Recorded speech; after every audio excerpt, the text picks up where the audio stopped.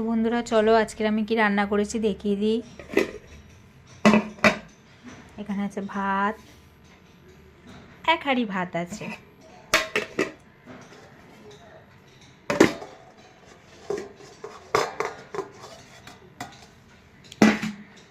এখানে আছে উচ্ছে, পেঁপে, আলু সিদ্ধ মেখে নিয়েছি, মাখা আছে। এখানে আছে কুমড়ো ভাজা, আর এখানে আছে সিম আর আলু ভাজা।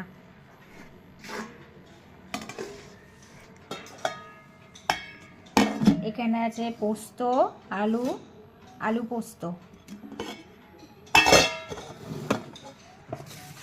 আর এখানে আছে পাঁপড় ভাজা।